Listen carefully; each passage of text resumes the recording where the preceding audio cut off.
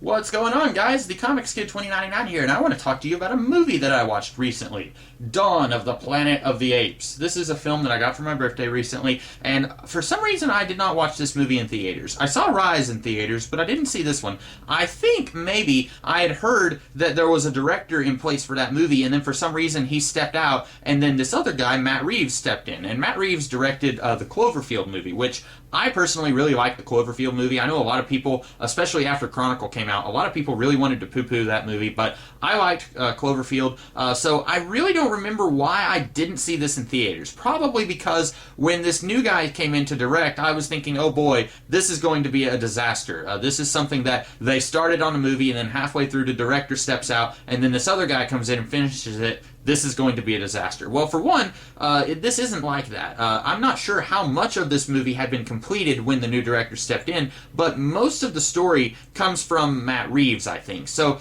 it's very possible that a lot of the script was done, and then the old director, the one who directed Rise, I can't remember his name, he stepped out after the script was finished, but before any actual filming had begun, and possibly before any casting had begun either. I'm not really sure. But this guy, Matt Reeves, did most of the work. It's not like a situation like Superman 2, where Richard Donner directed part of it and then Richard Lester directed the rest of it. It's not like that. It's more, this guy did like 80% of it probably, and I haven't actually done a whole lot of research on this, but I do remember reading an article where Matt Reeves, the director, talks about his vision for this movie, and a lot of it comes in pretty early in the movie. A lot of what he talked about in that interview that I read. So I feel like most of this movie is the brainchild of him, but he probably didn't have very much say in what happened in the script. Or if he did, it was mostly just touching up on a script that already existed. But basically, this movie is a really fun, really awesome action movie. It's not a dumb action movie. A lot of times when I hear the phrase action movie,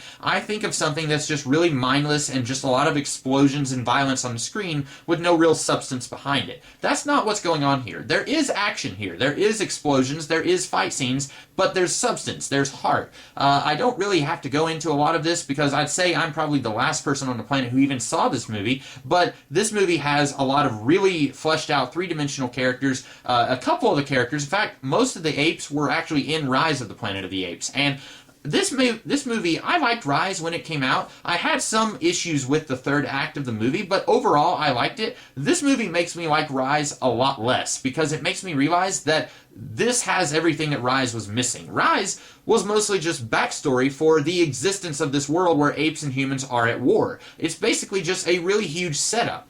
This is the payoff that you were expecting in Rise, or at least that I wanted in Rise. I want to see movies where apes are riding horses and slinging bolos and fighting humans and stuff like that, and you get a lot of that here. And all of that is completely absent in Rise. And Rise is still a good film, I think, but it definitely pales in comparison to Dawn.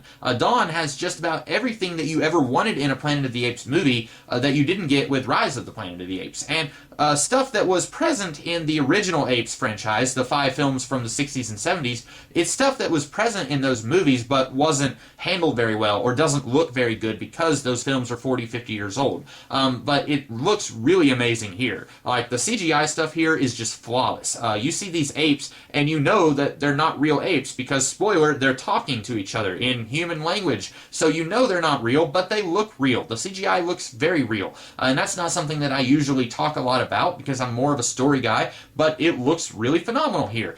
This movie is incredible, and I'm really looking forward to the next Apes movie, and I am going to go see it in theaters. I'm not going to be an idiot and skip out on it like I did on Dawn. I still cannot remember why I didn't go to see that movie in theaters, but I really enjoyed this movie. The acting is top-notch. All the characters feel very real. I don't think there's a single character in this movie that feels less than all the other characters. Even the bad guys, even the ones who are doing things, and I'm like, no, don't do that. You're making things really terrible for everyone else. Even those guys, I understand where they're coming from. They have purpose behind their actions. It's not just, hey, I'm doing this so that the plot can move forward. All of these characters come from a very real place, and part of that does come from the fact this movie benefits from Rise existing. If this was the first Planet of the Apes movie, it wouldn't be as, or the first one in this franchise, it wouldn't be as good because it would have to do a lot of the legwork that Rise has already done. So that's another thing that this movie benefits from, is that it can just hit the ground running, and it doesn't have to do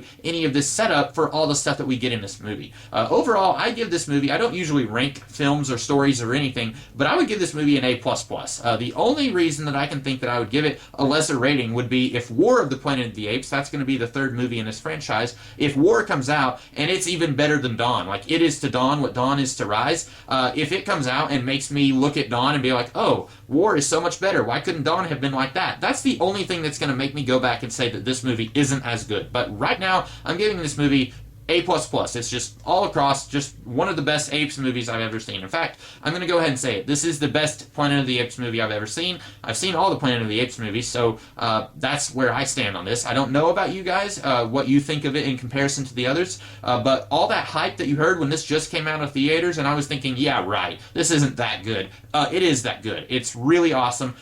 Cannot wait to see the sequel, and that's going to be like 2 years from now or something like that. So this is something that you probably do want to seek out, even if you're not as hardcore of an Apes fan as I am. Even if you just like good science fiction stories. I don't feel like we get that enough in film.